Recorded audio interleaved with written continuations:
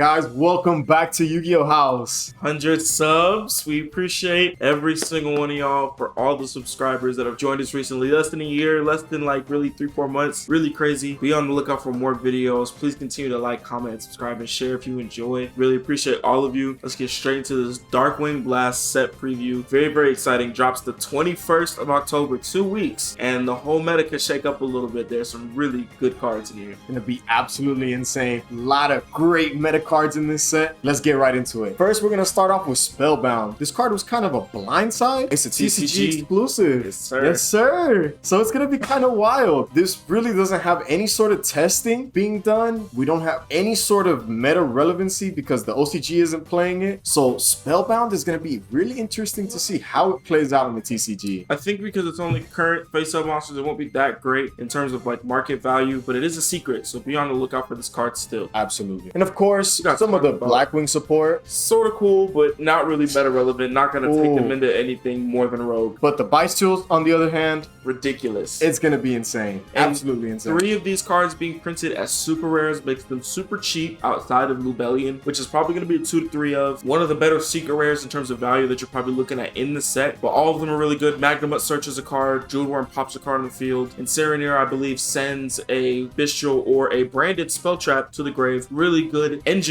just to be on the lookout for. Very good, and it looks like it's gonna be very cheap as well. Yep, and splashable in so many different things and counters TEARLAMENTS so well. Can't wait to see what it does. Speaking of meta relevancy, KSHATRILA is about to be absolutely crazy. FENRIR is an ultra as well, which was a huge shock to a lot of people. I myself included had that penciled in as a secret rare from the jump. Yep. It looks like it's going to be one of the best going second cards. Self-sufficient engine because it can search itself. It's so powerful. The fact that it's coming as an ultra is very good. It's probably going to be like the Rhino Heart of the set where it hovers to $20 to $30 for most of its meta relevancy. Yeah, so if you have a chance to pick up this card cheap, definitely do so. The fact that it's an ultra really helps its chances to be sort of cheaper than we expected on the secondary market. Let's go ahead and keep pushing right through. It's going to be some new ninja support. If you guys are ninja enthusiasts, and I know you guys are happy. NATURIA. Yeah, I was about to say, Mole Cricket is... The NATURIA cards are kind of good. Like, they're not bad, but it's not going to break the deck, but like, it's cool support. It's really cool support to see, especially at commons. Exactly. DRACOSLAYER. Oof. These cards, I think the super rare of the 3 is the worst of them. The Majesty Pegasus is like miscellaneous stores, but a little bit worse. But all these cards are really insane. I think Ignis Phoenix is probably going to be a 3 of in the new build. So this is a secret rare that if you're somebody who wants to get in on that hype, or even might think it might capitalize in the market, this is a card you're going to want to get close to release, because the more time people look at the card, the more busted it's going to get. Absolutely. Splashing in with the actual DRACOSLAYER deck or even pure Pendulum decks, capabilities really endless with these cards. VERNUSYLPH gets a boss monster that's okay, but not too broken, but will definitely help the strategy. The new adventure card locks you into what cards that only so it's not going to be splashable. Yeah, so when you run this card, you're committing to pure adventure, and absolutely, I don't know if that's going to be very good in the current meta. Yep. And Soul Scissors is definitely going to be worth mentioning. It's a blessing that Soul Scissors is a common. That's common. Yeah. Oh yeah. Absolutely. That's easily common. The best common. It's probably going to be the priciest common, to be honest, because it's definitely going to start seeing some play once we get into the Shizu side of TEARLAMENTS. Speaking of TEARLAMENTS, we got Rule Karos. Absolutely insane card. It is a solemn warning. It sends a tier not just from the field though, it can also send from the hand. So any extra tiers that you might draw into in a pure build, you can just send off to keep extending. This card is absolutely insane. The one thing tiers were missing was a true negate, and this is essentially that negate. Super powerful. Definitely only a 1 of, so in terms of the market, you're probably looking like $7 to $11 like Kaleido Heart was for a little bit. But you're not going to be looking to break your pockets if you're looking to pick this card up. This card is worth mentioning. It's a pretty good removal. It's going to be interesting to see how this plays out. Laughing Puffin, the Jester Bird, is definitely a card to look out for. Oof. Yeah, that Labyrinth card is good. Not just in Labyrinth, but generic traps. It sets... When you activate a trap, you can special summon it from the hand, and then you can set any generic trap from your deck to the field. Very scary, guys. Frecky is going to be definitely worth mentioning. Good common. Very good common. Of course, if you guys are excited for the new Blackwing support, here's the new boss monster. The new Synchros, yeah. But pretty cool. Talk about our boy. Yeah. His name is nothing like that. This is the Wallow Dragon. Wallow Dragon, generic rank 6. It's going to have a lot of graveyard interruption and some crazy interactions depending on what your opponent's playing. It is a rank 6, so in the BYSTIAL engine, you summon 2 of those monsters in the same turn. You go into this, it's even more destruction against tier element. You snatch something out of the graveyard, or return it to the deck, or special summon it to your field. It is an insane card, and as a super rare, not many super rares get super expensive, but if there was one, this is one of those to look out for because it completely counters the meta. And speaking of meta, Sprite Sprint, this card is going to be absolutely insane. It's going to be played in TEARLAMENTS, it's going to be played in Sprite. 2 best decks. Absolutely insane. Sprite Sprint, you've got to look out for This is probably going to be, I would say, the second most expensive secret in the set. Maybe the most, next to Rebellion. I think Rebellion probably be the most because it's probably at 3, but this card definitely going to be around $30 or $40 because in pure Sprite builds you're probably playing 2, and in TEARLAMENTS you're playing 1. When you get that much demand from the 2 best decks of the format, you're going to see a card that's very, very expensive in the market. So if you have a chance to get your hands on that card, please get your hands on it, and if you get it, hold on to it. Do not sell it early. Now on to some more crazy powerhouse cards. Oh, the ZEALANTIS. This card's insane, dude. Board wipe, re-triggers effects by special summoning them face up, or special summon everything face down.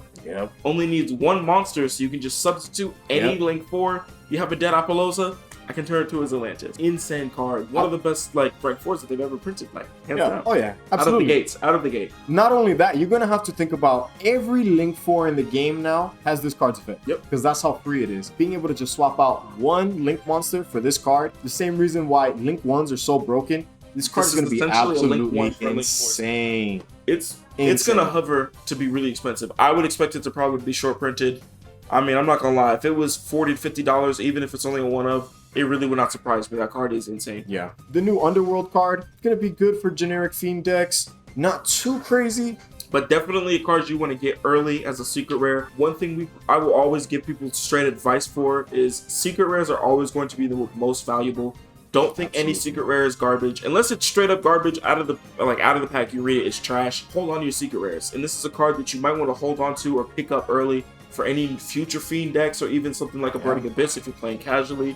You're going to need 3 of this card. Don't wait on it because it's only going to go up in price. Branded Regain is going to be another card to mention. Free draw. Scream. Oof. Maybe the best. I think we talk about the best commons. I think this might be. Anytime anybody normal special summons you, mill 3, it can add back 1 of the trap cards from the graveyard, so it just gives you more interruption.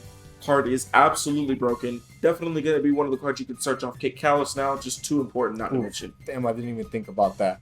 Yeah, TEARLAMENTS Scream, absolutely insane right here. Yeah, and some of the new traps. Double Cross. Double Cross is going to be scary, and so is Branded Beast. They're 2 really heavy-hitting traps right up under it. The Ruma Karma Cannon. These traps are absolutely crazy. Don't sleep on the purple cards. I think sleep on them. If I could give my advice on the one card to keep an eye on as like the best value, I think this might be it. This plus the staple Link 4 are probably the 2 most valuable cards because of how meta relevant they'll be in so many different decks. So if you have a chance to pick up this card at an ultra rare, definitely do so. It could be like an Ice Dragon's Prison where it hovers for a while until it sees a reprint. It's a great comparison. It's super, super strong. Pushing through some new Amazonas cards and Goaty cards. I don't know if I'm really buying into a lot of the hype on these cards. They're very high rarity. I mean, they have another secret, 2 ultras.